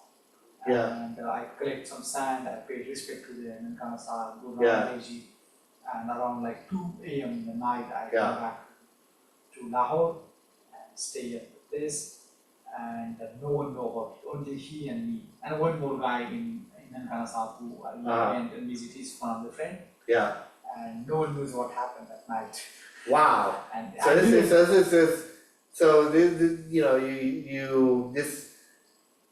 your travels also sometimes take this kind of new adventurous, turn of events, can take a new adventurous turn as well. You're kind of, doing something under the radar yeah. but for a good purpose. Yeah, it's like I don't want to break any laws of any countries, Yeah. but Nankana Sahib was, I think so. It was not causing any harm, you're just doing it to pay Yeah. respects to Guru Nanak. Yeah, so it's just like small rules I broke from Pakistan government, Yeah. but I feel like it's very important. I'm here and I don't know when I'm going to get an opportunity to come back to Pakistan again. Yeah. So I feel like it's very, very important, and this is the person who I admire a lot, so I have to be there. Yeah, here in the Bay Area, it's kind of interesting, one of the most impressive landmarks we have here in San Jose, in the Bay Area, is the huge Sikh Gurdwara up in the hills in East San Jose. And actually, one of my close family friends, Mr. Narinder Pal, I grew up with his kids. I know them still till today. Mr. Narinder Pal, who's friends with my parents, helped, retired PhD civil engineer, helped manage the construction of the Gurdwara in East San Jose. But yeah, I mean, a lot of people visit there, they don't have to be Sikh. It's not just a spiritual center, also it's also become kind of a tourist attraction as well.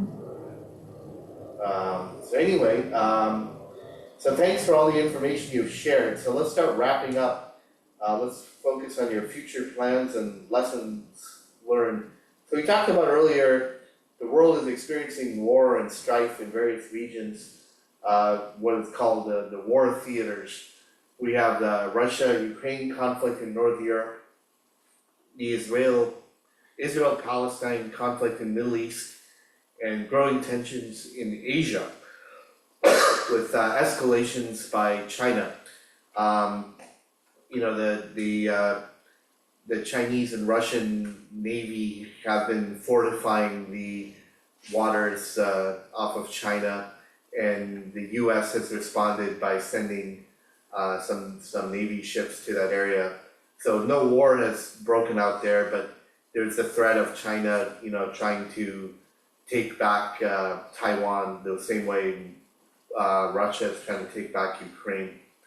So anyway, do you agree that the time is ripe for Gandhi's messages at this time in the world's history and progression to help with world progress through these conflicts and to get to a better state. You agree now is the right time, or it's always the right time? What is it? I think this is a very crucial time, and why is that? Because in the past, let's say like before 70 years ago, there was no nuclear weapons, and now we have AI with AI drones and machines that can kill lot. Atom bombs we can lot. They can totally destroy the whole earth. Mm. So it's not just a war, but it's war where there's So a it's not possibility of just nuclear war, we have more power, and now to add a new dimensions, not only we have more power, but we have intelligent power with the AI. Yeah. With AI plus dangerous nuclear weapons, and that It's a dangerous combination. it's a very dangerous combination, and now it's leading toward the world war kind of situation where the big powers like America and China, Russia, they want to to expand themselves. Like America want to expand to Ukraine, and America want to expand different part of the world. They're already there. But China, they feel insecure about that. Russia is feeling insecure about that. Also, they also want to expand. So this is kind of situation that is leading to a chain of reaction. And I don't know who is right or who is wrong. It doesn't matter. It doesn't matter who's wrong and right. Mm. It is a matter like how we can prevent this as to grow together, everyone together. Mm. That is a matter to not be used and also disarm all nuclear weapons, because they are not just once you use them, there will be no Russian or American die, just human die. Right. Any war, anything, it's just not any religious person die, just the human die, humanity die at a time. Yeah. So that is my concern, and that's why I decided to do these walks now on to how we can at least think. I don't know I can stop that, but at least I can think, I can put this intention that we have to do something. And at least some people can get inspiration to do and act something to stop this war.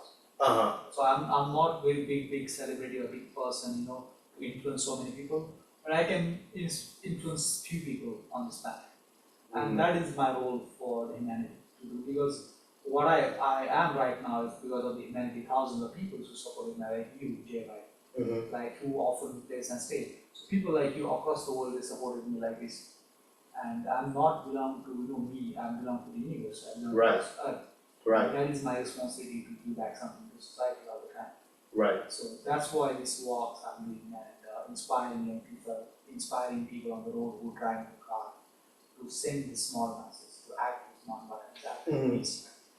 And that's what this walk is about, to go to these countries like America, Russia, Iran. Yeah, speak up a little louder. So I want to walk in these countries where the conflict can happen. So America, Russia, China, Iran, Israel, Ukraine. So are these in your future plans to go to these war zones? Then? Yeah, soon. I'm on America is my next country. America's right now. First one to start with. Then Russia, the second. China, Iran, Israel, Palestine, Ukraine. Those are now. So the obvious question then is, aren't you concerned about your own personal safety and going into these dangerous areas? Can you talk a little bit about what the courage that it takes to do this? If you're walking on the road, there's the highest possibility that you can be hit by a car and can die. Right. So there's a huge possibility on the road because the motion and the uncontrollability of vehicles. If the brake fail or something happens, you always encounter like this. But I lost my fear of death with a lot of long practice of meditation, encounter with nature, with humans. So I lost it with my philosophical understanding and Gandhi's inspiration. So I lost my fear of death. You mentioned in a previous conversation between us a specific incident where you were under adverse climactic conditions, and that helped you overcome your fear of death. Can you review that situation? So I was in Montenegro and I was staying in a tent, and there was a heavy wind and snow started. And Montenegro, in which? It was the capital, their capital. Like it was a very small town, so I was outside town and it was like a beach area. Okay. I put my tent. So it was a very narrow path, so heavy wind was blowing away and then my tent was flying away and I felt like I'm dying now. So the fear of death emerged. And that was the first time that happened, like fear of death. And because of my conscious state was very high, I was observing all the biological sensations in my body. You're practicing mindfulness. So yeah, it's a vipassana practice, so I know Yeah. chemical reactions happen. Right. So then the fear of death emerged, and I can observe it like how it emerging and Right. how it reacting with my body. And I said, no, this is a fear of death in physical level. Yeah. And I lost the fear of death in physical level. At the mental level, I start in Peru where I had experience in mountain where I have this experience with like I'm the part of this consciousness of universe. I'm the one in the universe. There where I lose like mentally I lost my fear of death. So in physical, my body and mental of my body. So then 2 stages I was lost with this fear and any different form of fears I lost. So that helped me to go anywhere. I can walk. That's after I walked in Afghanistan. So that was I was not fear to hit by a bullet or kidnapped by Taliban or killed by Afghan army. So that was even Afghan army took me once. I thought like this, how I am some suspicious person. So I lost that, and once I lost that, when I encountered these people, I talk with very normal with them, and I don't like afraid or anything. So I talk and talk and talk. So they have an expression, the world is your oyster, meaning like, you see the whole world is your own. Yeah. You don't need, there's no strangers, everyone is It's my your It's brother and sister Yeah. And actually I have my mother, a Japanese mother, German Yeah. mother, Uzbek mother, Serbian mother, Chinese mother, British mother. Yeah, And I can go and stay with them anytime. anyone. Yeah. Or you can just go to any Gurdwara. Yes. That is my Okay. home, yeah. So finally to wrap up, let's just review some of the principles that Gandhi promoted. It's not just world peace. You mentioned various social, environmental, and economic principles, and then also let's talk about the connection between Gandhi and other world leaders, because you mentioned in South Africa Nelson Mandela, and here in America they most associate with Martin Luther King. That's who Americans are most familiar with because of the civil rights movement in the 1960s. So did you study any of the growth of these leaders? Then, like for example, Martin Luther King was inspired by Gandhi. He learned his principles were based on his studies of Gandhi. So can you elaborate a little bit about the different facets of the principles, social, environmental, and economic, and also the other world leaders who have upheld similar principles? So Gandhi was very highly inspired by Ruskin and Tolstoy. He was Tolstoy. Tolstoy. So the Russian guy. Mm-hmm. So there was a connection, like international connection with Russia. Right. Then when he was in Johannesburg and doing a protest and burning the passes. Yeah. And at that time, there was Chinese with them. Mm-hmm. So he was representing Chinese people in South Africa. Oh, okay. So Chinese leader also considered him as a leader at that time. So there was a connection with China.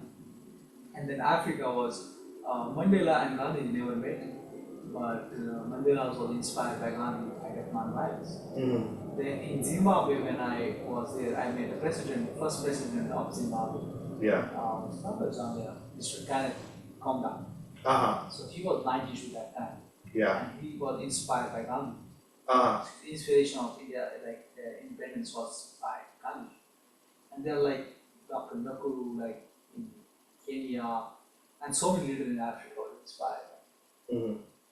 Because it was a symbol of freedom from colonization. Yeah. So he was That's highly influenced by the African leaders, and also when you go to UK, a lot of in today's leaders also. You mentioned those like parliament. Parliament, yeah, member of parliament. There are many, like they are just one, but like there are many member of parliament who are inspired by Gandhi. Mm-hmm. In Europe also, in Japan, the Fuji Guruji was friend of Gandhi. It Okay. movement against the nuclear weapon after this, right? Right. The Gandhiji went to Cambodia. There was a one Buddhist monk after the genocide in Cambodia. Mm-hmm. He walked across Cambodia to pay for peace, and help people to inspire them. So he was Mahatma. Mm-hmm. I still remember, and what was Gandhiji. Gandhiji also was one of the inspiration for him. So there's so many leaders across the world, like Martin Luther King. I see that until the last, the book of Gandhiji, it was translated by Gandhiji. Mm-hmm. Dr. King was always carrying that book in his pocket. Oh, okay. So that was very interesting to see that. Yeah. Yeah, and for Indian context, like it was easy to teach non-violence to Indians. But in teaching non-violence in America was very difficult because it was not normal here. Yeah. So there was a special training Dr. King has to organize, special workshop to organize how to react if someone is doing violence against you, how to react with love. And that was how it has to be training. It was there in the Bible. It was there in the Bible, like Jesus Christ, he was crucified and his last word was, please forgive these people, they don't know what they're doing. Right. One of the non-violence act with love. But in the same teaching, but it's to practice is very difficult. Mm-hmm. So you have to go training. So Right. so that's why when I meet a lot of people of Christianity, Mm-hmm. they admire Gandhi, like whole Catholic movement, Catholic worker movement here in America, inspired by Gandhi. Cesar Chavez from America in California state, Mm-hmm. a Fresno. She was one of the inspirations from Gandhi, and he fought for the labor laws in America. Yeah, but just to be clear, non-violence doesn't mean not fighting for justice. Gandhi didn't just, was not passive. He was not just sitting and praying for peace. Yes. He was actively, provoking the British. So people need to understand it doesn't mean that you don't stand up for against injustice. Yeah. It just means that you don't do it in a violent manner. Yeah, just not to take violence in hand, Right. but act. Yeah. Act. So More strongly act. it's important to be active and to protest and even to break laws sometimes, but just not to commit violence. No, it's because non-violence is more braver than violence. Right. Because in violence it's very easy, just fire and just hit someone, it's very easy and run away. Right. But in non-violence, you are ready to die. Right. Gandhi was ready to die for every moment. Right. And he was with more fearlessness. Right. Non-violence needs more guts, more fearlessness to act. Because it's an act of love, so you have to be kind, Right.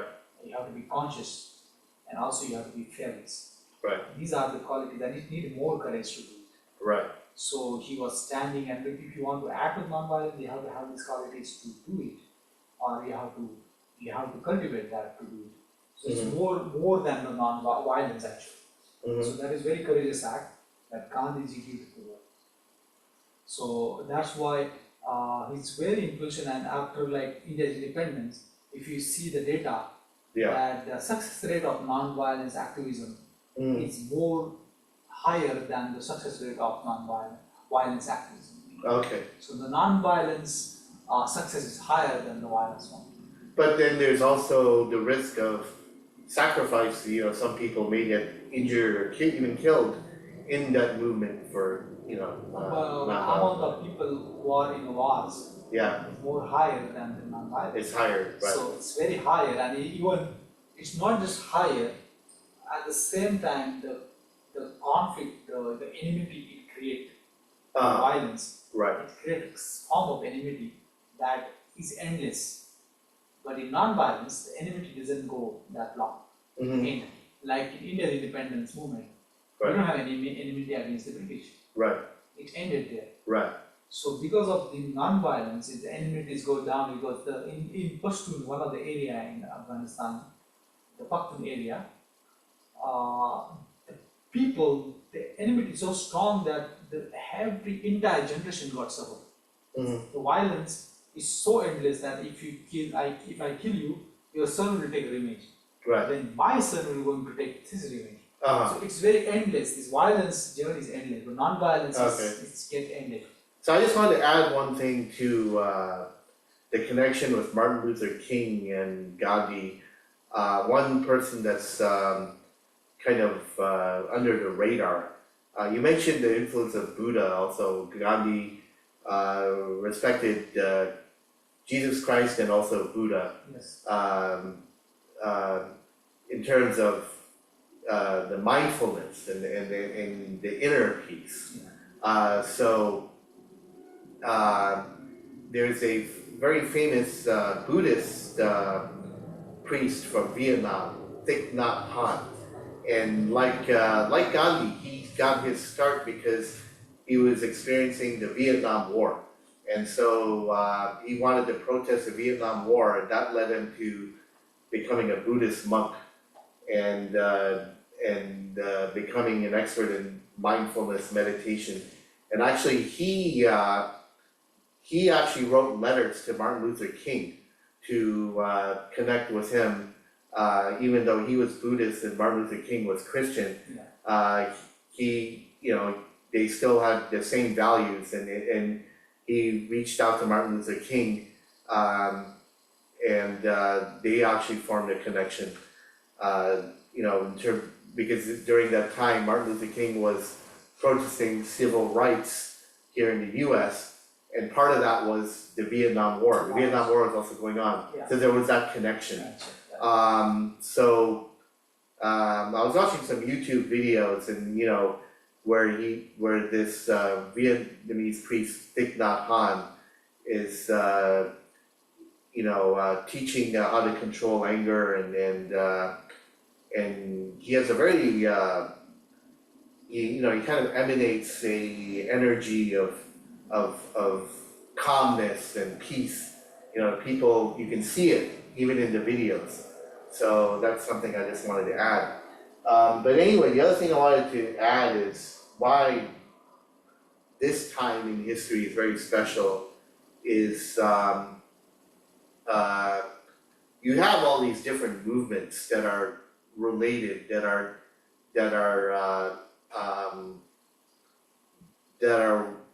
fighting for freedom and social causes. For example, it's not just non-violence and preventing war. You mentioned in India, there's also women's rights, making women more equal with men. Education rights. Commerce are there. And then fighting against now, we have something that's been coming up in recent times, human trafficking. And then you have climate change, the environment, energy, sustainable energy. All these things are related, right?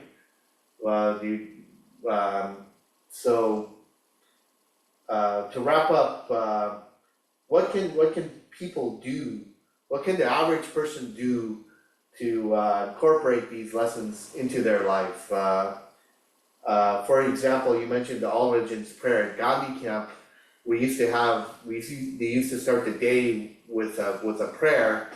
It was an all religions prayer. It was like a brief prayer from each of the world's major religions. For example, for Christianity, it was the Lord's Prayer, Our Father who art in heaven, hallowed be thy name, etc.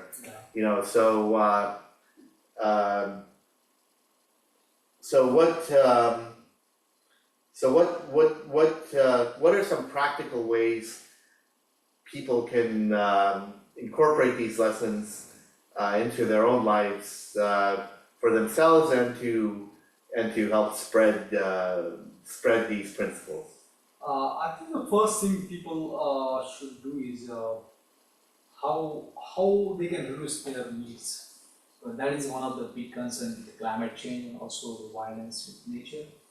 So that is very easy and very simple step. Like at least if they can reduce a little bit violence in their food first, so that can lead us to the clothing, the housing, the transport they're using. So there are small things that they do of using minimum amount of energy in their life that lead to the carbon emission. This is very day-to-day activity we can do because most of the time we think that our life is based on other people's attention. We want to take attention, and then we have to have more and more things, and so to show the society to act most of the time. So we can restrict something from that. Also, how we can respect different form of religion, race, color, and how I can advocate that. So do you think, How to participate in rallies or peace rallies? and what do you think about people like exploring different houses of worship? For example, if you're a Christian, going to visit a Gurdwara, Yeah. for example, Yeah. or vice versa. I took you to the Catholic church here that's open 24 hours. Sometimes I go there in the middle of the night to meditate. It's the only church in the Bay Area, the doors are open 24 hours a day. So, I may not be Catholic, I may or may not be Catholic, I respect Jesus Christ, so does that make me Catholic? Maybe, I don't know, but, their doors are open for anyone to go and pray. So like that, is that something that would help create understanding? So To going, not just, being proud of your own religion, because that's your religion. You grew up, you don't have to convert to another religion. You be proud of your religion. Yes. But you also go and respect other people's religions. Like, for example, you mentioned you growing up, I think one of your parents respecting the Ramadan fast. For example, respecting the discipline that Muslims have, fasting during Ramadan. That's a challenge, people can take, even if they're not Muslim. So things like that, you think that would be helpful? Like this is because it was very normal for me. And I think it will be good to explore because it is because we always think this is something unknown, like mysterious. But once then you are like adjust with that, and okay, like once you understand the good value in that feeling, beautiful thing in the religion, you then start admiring. So in Pune also we do that, like we bring people together and we go to, in one day we go all different religious prayer, like mandir, church, gurdwaras, the masjid, and cinema hall. So you can go every different places and understand what they're telling, what is the teaching, and also you can go and meditate like you do, like in Catholic church. We can go to the gurdwaras and meditate. We can go mosque sometimes to meditate in cinema. So I think that will be very beautiful to do that. Yeah, definitely. Anything else? So you mentioned one, reducing, your material belongings and not consuming too much energy. Two, exploring and respecting other religions. And what are some other The third things? one is like I think it's the mindfulness practice that Mindfulness. is so very very important. It's just So looking inward. Inward is because most of the time you go outside. Right. Go outside. To go inside and then you understand yourself much better. It helps you to create a thought process and you know how to place yourself on this planet Earth. Then once you know that, you are being a part of the universe, and that is, I think, the idea can help us to bring humanity together. So that is one of the best practice, and for that you can do anything like mindful walk, mindful reading, mindful sitting, mindful listening. So there are a lot of different techniques in this world, singing, or maybe some people found playing sport. So there are different activities. I'm not like encouraging only one. You have to find by yourself what is good for you. Either chanting or like sitting on chair, on floor, doing vipassana, yoga. So there are a lot of ways, and so that I think so people can do their own space and comfortable. So you incorporate like mindfulness meditation in your walking also? Yeah, I try to do that here because 8 hours is meditation for me actually. Okay. It's long hours of meditation to observe what happens in mind. So I go very deep in mind, and sometimes I see like the world going very fast, but I think so my mind is like going in speed of light. It's Okay. very fast and very clear. They know, they just like going in a circle all the time. And they are stuck with their, it is good to, produce and do things, but not to stuck all the time Right. in that circle. And also, just to tie things together, you mentioned looking inward and being calm and mindful. So again, being close to nature, and then because so much of our nature is being torn down, planting trees to replenish the nature so we can be close to nature and be more mindful as well. Yeah, that's what I forgot to tell that. Planting trees actually. Planting trees. Also, to find a different way how we can deal with carbon emission, how to lower temperature. So anything that can help, like at least, and the first thing is like reduce. That's the best way. And if we find this is very difficult to reduce through only the needs, then we can have planting trees or going ocean farming, or there are even technologies can help us to capture the carbon. So I don't know only the tree, but also you can have some technology where you can capture the carbon from atmosphere. That is also a possibility that we can. And maybe this is a topic for another discussion, either with you or maybe with other people, is in the world of business and in industry, can Gandhian principles also be applied like in the high-tech industry? You mentioned these wars with like Russia and Ukraine. A big part of the war, I mean, some wars are started by religion. So respect for different religions would help ease the tensions and prevent those wars. And some wars are economic. For example, with Ukraine, it has a lot to do with the oil pipelines going through Ukraine. And so, Russia wants to keep control of those oil pipelines.